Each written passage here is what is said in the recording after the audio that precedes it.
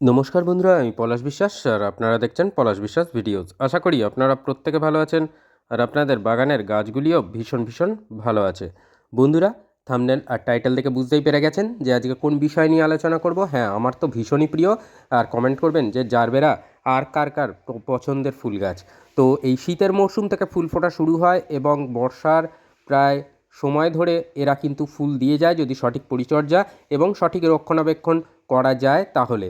আর বন্ধুরা, step by step প্রত্যেক মাসের কেয়ার আপনারা কিন্তু পেয়ে যাবেন আমার ভিডিও থেকে, আমার চ্যানেল থেকে।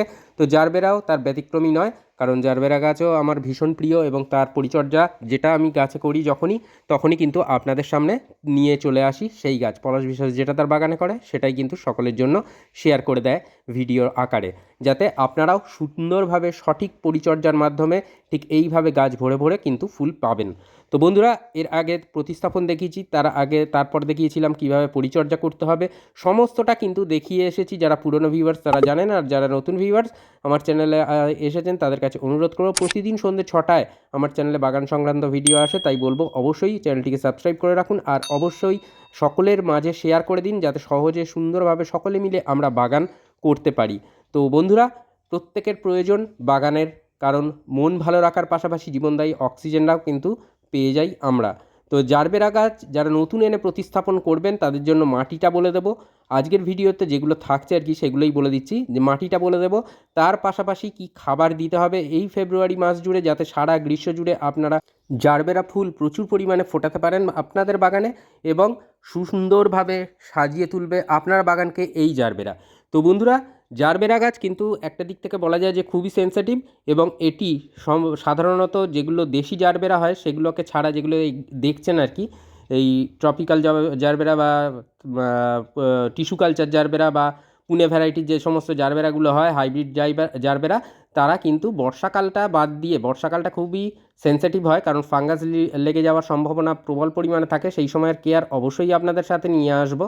তো এখন যে খাবারটা দেওয়া দেখাবো এবং কী কী কীটনাশক ব্যবহার করতে হবে, জারবেরা গাছ সুস্থ রাখতে গেলে ফাঙ্গিসাইড বা কতদিন অন্তর দিতে হবে, এবং এছাড়া এর পাশাপাশি টবের মিডিয়াটা কী ধরনের হবে সেটা বলার পাশাপাশি জারবেরা গাছ বসানোর সময় একটা নতুন ট্রিক্স যদি আপনারা অবলম্বন করেন তাহলে দেখবেন যে জারবেরা কিন্তু খুবই ভালো হচ্ছে। তো আরও দুটো আমি কিন্তু এই টিস্যু কালচারের জারবেরা কিনে এনেছি, এখন যে দুটো স্ক্রিনে দেখতে পাচ্ছেন এই টিস্যু কালচার জারবেরা, এই দুটোও কিন্তু আমি প্রতিস্থাপন করে দেব। তো এইগুলো কালারটা ভীষণই পছন্দের, হঠাৎ করে গেলাম রবিবার দিন, তো দেখতে পেলাম যে ভীষণই সুন্দর, তো নিয়ে চলে এসেছি। তো যেটা ব্যাপার সেটা হচ্ছে এই জারবেরা গাছ ফুল সানলাইটে থাকবে এই সময় দাঁড়িয়ে, এবং টবের মিডিয়াটা কীরকম হবে বলুন তো? টবের মিডিয়া হবে 40% একটা টবের মাটি ভরে নেবেন, তার সাথে সম পরিমাণ মিশিয়ে নেবেন বালি, লাল মোটা দানার বিল্ডিং কনস্ট্রাকশনের বালি সম পরিমাণ মিশিয়ে নেবেন, এবং সেই বালি খুব ভালো করে 2 থেকে 3 বার ধুয়ে নেবেন, তারপরে মেশাবেন। মাটি আর বালি মিশিয়ে আপনার টবের কিন্তু 80% ভরে যাবে। তারপর যে ফাঁকা 20% থাকবে সেটা ভার্মি কম্পোস্ট অথবা 1 বছরের পুরনো গোবর সার এই দিয়ে ভরে নেবেন। তো দেখুন, গোড়া থেকে একদম গাছের যে গোড়া, সেই গোড়া থেকে কিন্তু প্রচুর পরিমাণে কুঁড়ি আসছে। তো প্রচুর ফুল দেয় এই জারবেরার ভ্যারাইটিটা। আর অবশ্যই এই ভ্যারাইটির গাছ আপনারা করুন, যদি দেখতে পান প্রচুর পরিমাণে ফুল আসে এই ভ্যারাইটিতে। তো এখানে খাবার দেবো বলে মিডিয়াটা এরকম সাইড করে নিচ্ছি, যেখানে খাবার দেবো এবং মাটি চাপা দিয়ে দেবো, দিয়ে জল দিয়ে দেবো। এটা হচ্ছে টবের মিডিয়ায় খাবার দেওয়ার পদ্ধতি। আর এই সময় দাঁড়িয়ে যে সরিষার খোল পচা জল সপ্তাহে 1বার করে দেবেন, সেটা পরিমাণটা জারবেরার ক্ষেত্রে হবে, যদি 1 কাপ সরিষার খোল পচা জল নেন তার সাথে আরও 3 কাপ সাধারণ জল মেশাবেন, মিশিয়ে টবের মিডিয়ার একদম কিনারা ধরে কিন্তু দেবেন। আর দেখুন, এখানে 3টে গাছের খাবার আমি নিয়েছি, আমি একটার গাছের খাবারের হিসাব বলে দিই তাহলে সুবিধা হবে আপনাদের। 1 টেবিল চামচ পরিমাণে নেবেন লাল পটাশ, এটা 1 টেবিল চামচ পরিমাণে নিতে হবে এই পটাশিয়ামটা। আর হাফ টেবিল চামচ করে নেবেন সরিষা খোলের গুঁড়ো। এই সরিষা খোল ডাইরেক্ট কিনে এনে মিডিয়াতে দেবেন না, 1 সপ্তাহ বা 2 সপ্তাহ টানা রোদে শুকাবেন, শুকিয়ে নিয়ে সেটা কিন্তু টবের মিডিয়ায় সরাসরি ব্যবহার করবেন। এটা হাফ টেবিল চামচ মানে নেবেন একটা গাছের জন্য। আর আমি টবের জন্য বলছি, যেটা 8 ইঞ্চি বা 10 ইঞ্চি টব হতে পারে বা 12 ইঞ্চি টবের জন্য হতে পারে। হাফ টেবিল চামচ পরিমাণে নেবেন সাদা রঙের যেটা সিঙ্গেল সুপার ফসফেট, 1 টেবিল চামচ করে নেবেন হাড় গুঁড়ো এবং শিংকুচি, এটা 1 টেবিল চামচ পরিমাণে থাকবে।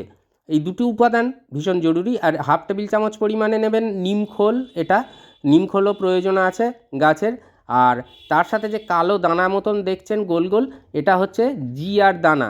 এর মধ্যে প্রচুর পরিমাণে কিন্তু এই জিআর দানা, এটা এর মধ্যে প্রচুর পরিমাণে কিন্তু মাইক্রোনিউট্রিয়েন্ট থাকে, অন্তত 17 রকমের অনুখাদ্য এর মধ্যে বর্তমান।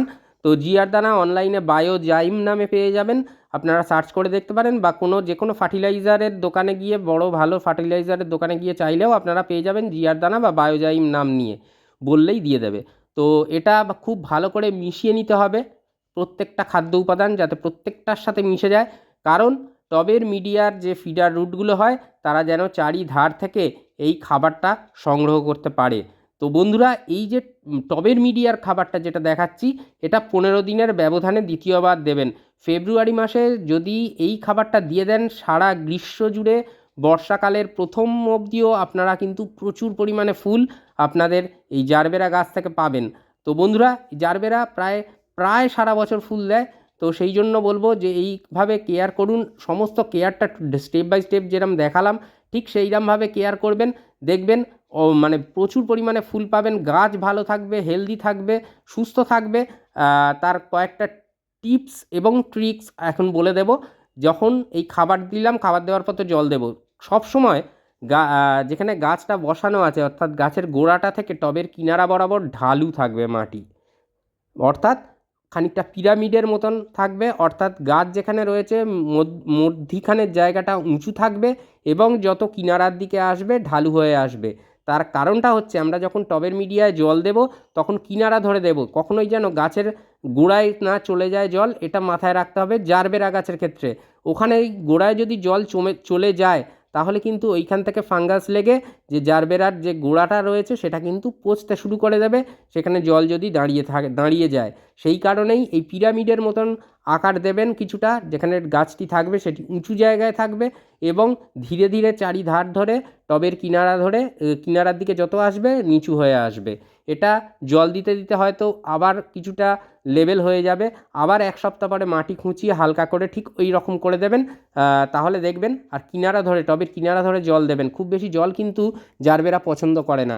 তাই বলবো বন্ধুরা, একেবারে কাঠখোট্টা মাটি থাকবে না শুকনো, আবার কিন্তু কাদা জ্যাবজ্যাবেও থাকবে না, মাটিটা থাকবে যেন হালকা ভিজে, হালকা ময়েশ্চার, এই ধরনের মিডিয়া কিন্তু আপনাদের বানিয়ে নিতে হবে। আর যেটা বললাম ওইভাবে যদি বানান, তো সুন্দর ওই মাটি তৈরি হয়ে যাবে।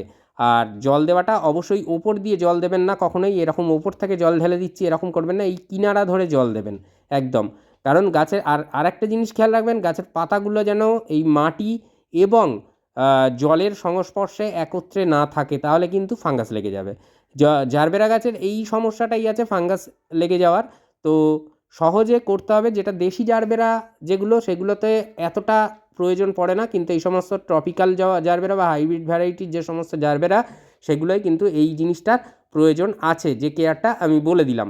তো এরপরে যেটা করতে হবে, একটা অনুখাদ্য দিতে হবে টবের মিডিয়াতে। খাবার দেওয়ার 2 থেকে 3 দিন পরে একটা অনুখাদ্য প্রয়োগ করবেন। আমি এটা বায়োভিটা এক্স দেখাচ্ছি, মানে এটা দিতে হবে এমনটা না, বা এর বিজ্ঞাপনও দিচ্ছি না।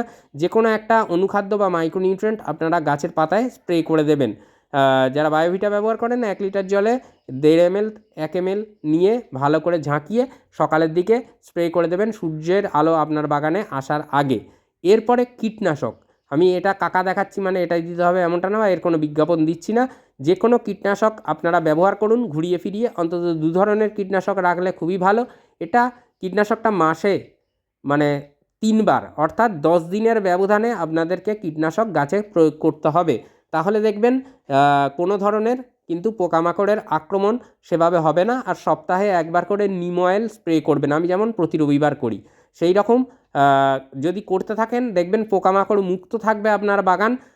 অনেকে বলেন পিঁপড়ের আক্রমণ, সেই পিঁপড়ের আক্রমণও যদি আমি যেভাবে বললাম, কীটনাশক এবং যে নিম অয়েলের ব্যবহার সপ্তাহে 1 বার করে, আর 10 দিনের ব্যবধানে কীটনাশক, এই যদি প্রয়োগ করতে থাকেন, দেখবেন পিঁপড়ের আক্রমণও অনেক অনেক কমে গেছে। যেটা বলছি বন্ধুরা, দেখবেন যে যে সমস্ত পোকামাকড়গুলো থাকে, সেগুলো সাধারণত গাছের পাতার তলার দিকে বাসা বাঁধে। সেই পোকামাকড়ের হাত থেকে রক্ষা করতে গেলে যখন কীটনাশক ব্যবহার করবেন বা নিম অয়েল ব্যবহার করবেন, গাছের পাতাগুলো নিচের দিকে দিয়ে দেবেন, পাতার নিচের পৃষ্ঠ যেটা সেইখানে বেশি করে স্প্রে করবেন, সেটা অনেকটাই ভালো হবে। জারবেরা গাছে ফাঙ্গিসাইড ব্যবহারেরও প্রয়োজন আছে। ফাঙ্গিসাইড আপনারা এখন অর্থাৎ এই ফেব্রুয়ারি মাসে একবার করে দিলেই যথেষ্ট।